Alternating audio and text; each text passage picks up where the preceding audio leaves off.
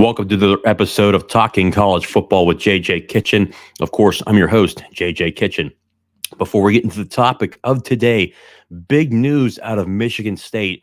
A really good candidate, a football coach that people know about, one that's been very successful in college football, and Urban Meyer potentially going to Michigan State. Before we get into it, guys, please subscribe to the channel down below. More information is going to be coming out, but more importantly about Michigan State, Michigan, the ACC. You can get all that information here. We thank you so much for your support of the channel as it continues to grow because of each and every one of you.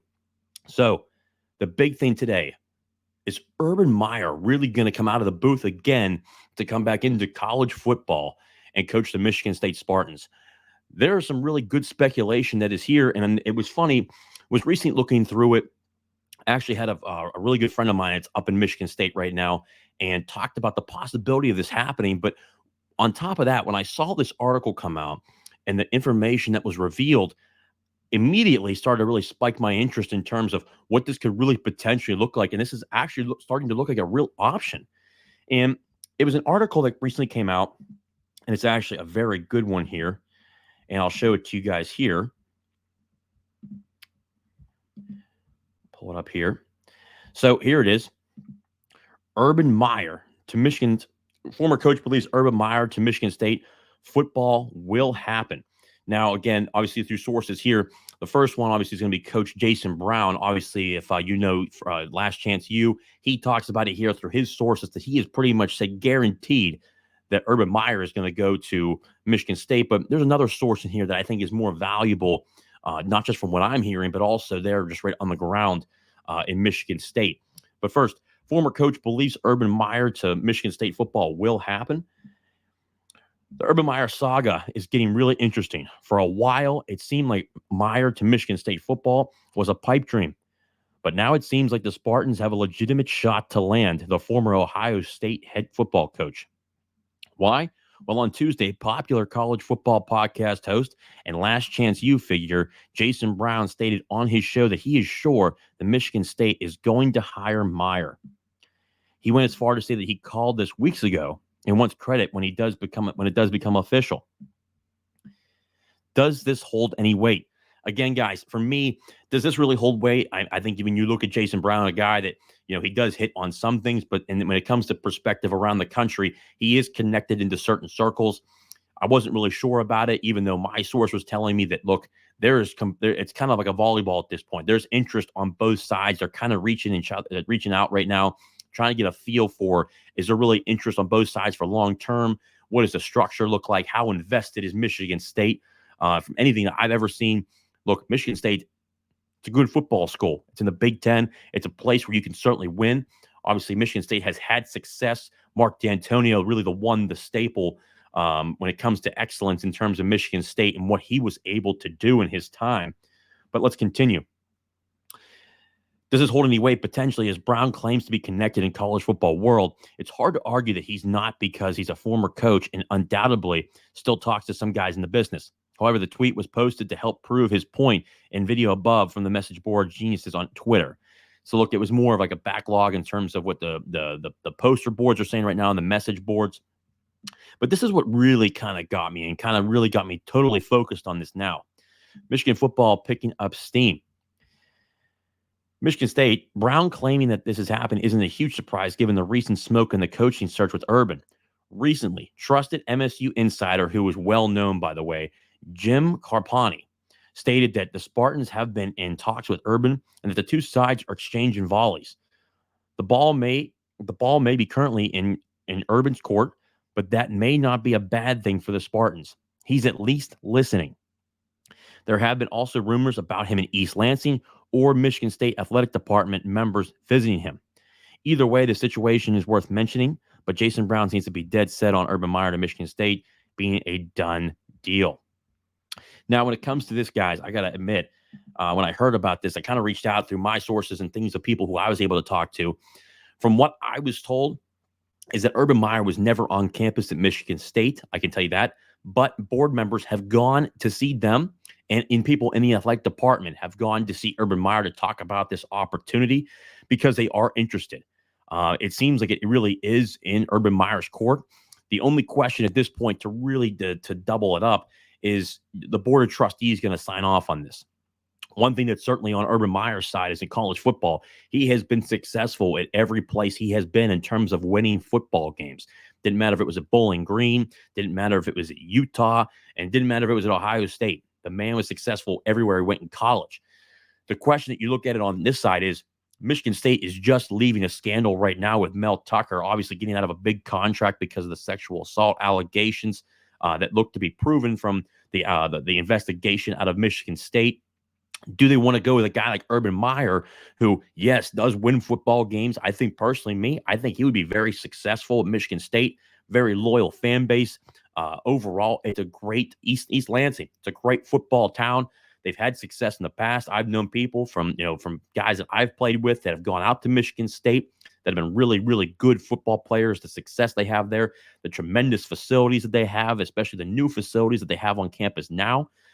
The question is, though, the scandals that revolve around Urban Meyer is the real question, and things that I've heard, especially when it comes to the board and the trustees, they're really hard thinking about maybe that's not our guy that we want to look at because of the multiple scandals, the Larry Nassar. Now you have Mel Tucker and his way that he was fired. They're kind of looking for a guy they can bring in that is really the guy that can set the tone and run a great program. And when it comes to certain guys, obviously, I'm leaving Urban Meyer on there for sure because I think anything's possible. He's a hell of a football coach. He's proven to be a successful football coach, to say the least. And I think that just anything in college football right now, especially in the Big Ten, you're going to have to get that guy that I think that can get you over the edge. But more importantly, a guy that runs the program the right way. And I think even in college football, with the scandals that Urban Meyer's been a part of, he does know how to be successful in college football. But there are some other coaches that have really been brought to my attention. And when I reached out to people that I talked to, I kind of talked about certain names. Some guys, obviously, I like on here. Some guys might break my heart if this really does happen. But the first name I want to talk about is Mike Elko, the Duke head football coach. He's in his second year at Duke. He's done a hell of a job. I got to say, if you're able to win at the elite level that he's doing right now at Duke, especially with the academic levels and getting in there, the level of talent that can only get to Duke because of the academic standards. Obviously, Duke is really pretty much, if they really wanted to be, they could be Ivy League if they want. And just how Duke is playing at this point. Obviously, Mike Elko has Riley Leonard as a quarterback down at Duke. They've been incredible down there. Kevin Johns, the offensive coordinator, has done a great job developing that offense around the weapons that they do have. But they've also played a really aggressive football on the defensive side as well, which is the staple of Mike Elko in his time, whether it was at Notre Dame, Texas A&M. Those teams were successful because of the standard that Mike Elko was able to bring to those football teams. So I think personally, this would be a great hire if Michigan State went this route. I know there was interest. I know they've reached out. The interest on his end, again, what kind of job is he looking for? I think eventually he does leave Duke to go somewhere else, but he's looking for that job. And I think that he's got a lot of connections between the SEC. I think that could potentially be his next move, depending upon where he wants to go, especially from certain jobs that could potentially open up. But we'll continue to see what that looks like. The second option, I think, is Lance Leipold. I've heard his name a lot. Do I think he's interested in the job in Michigan State? I think there was some slight interest.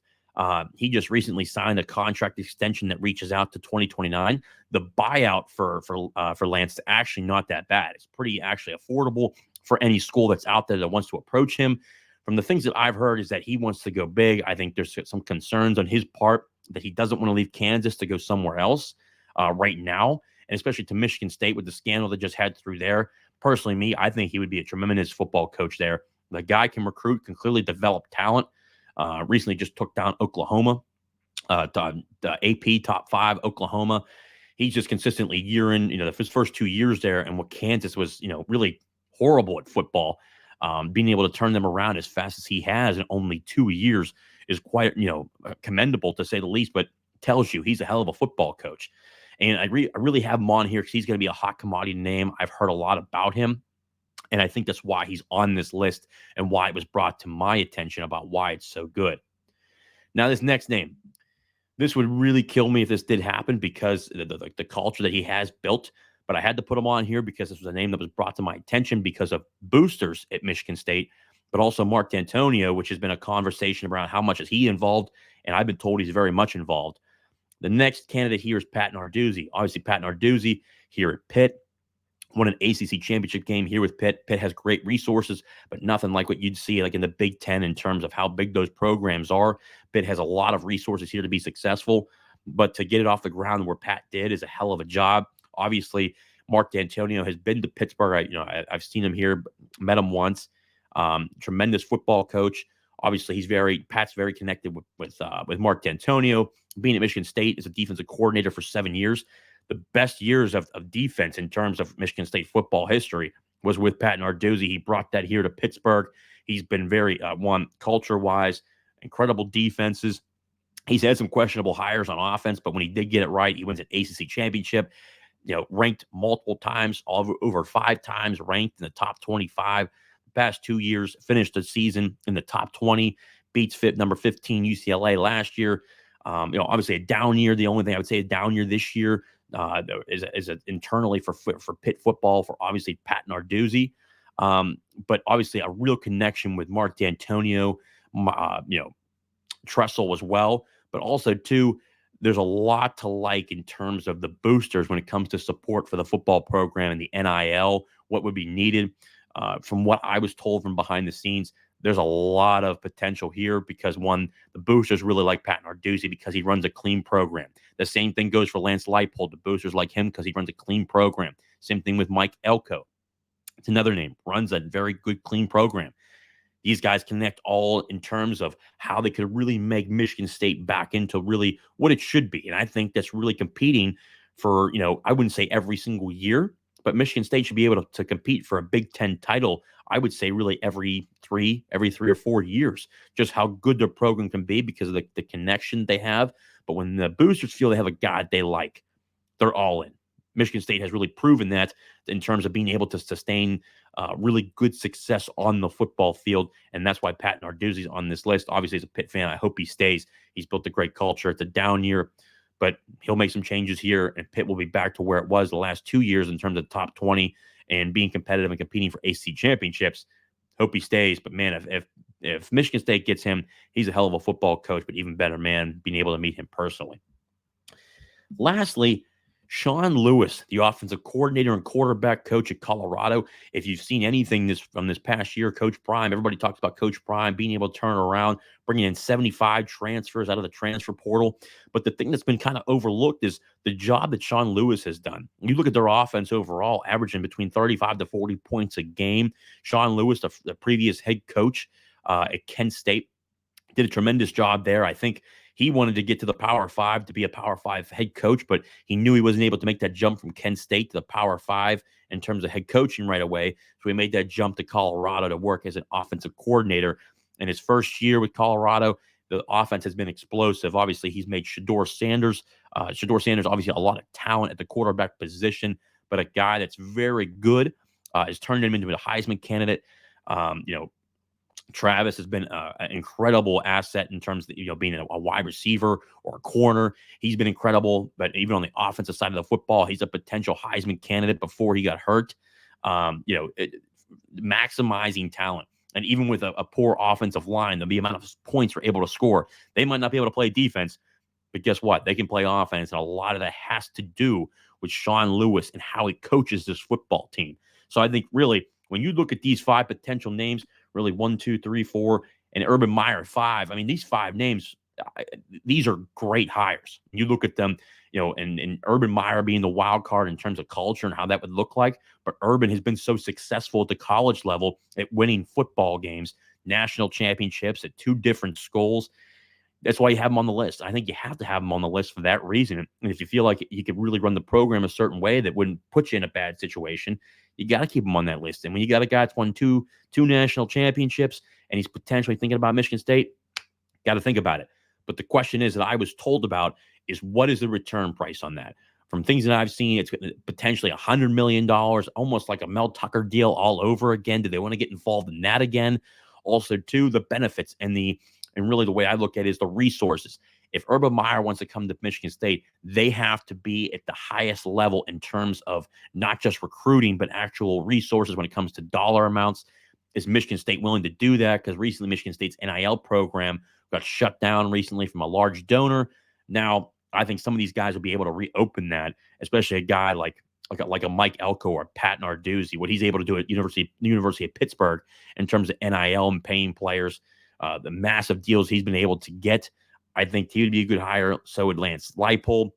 He's been able to work NIL. They're still working at Kansas, but even Mike Elko would be really good. And Sean Lewis, young guy, limited experience in the Power Five, but clearly he can work at the Power Five as he's got great results in only year one at Colorado with the talent that he does have.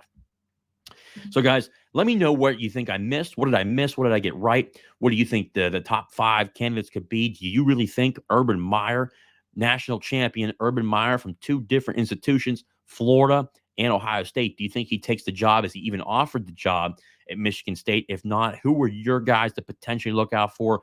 I'd like to hear from you, Michigan State fans. Obviously, last time we did a top 5. It was great to hear from you guys, the amount of names that you guys were able to come up with. I'd like to hear your thoughts. These are what I've been hearing, so let me know. And again, thank you for everything you guys do with supporting the channel, everything you guys do. We're being able to bring you information consistently and daily. Again, and always, stay tuned. Subscribe to the channel down below to get the next update, which is coming pretty soon here. When it does, we'll be able to break it down and give you everything that you need. As always and forever, guys, thank you so much for logging on and watching another episode of Talking College Football with JJ Kitchen. And of course, now and forever, hail to Pitt. I'll see you guys.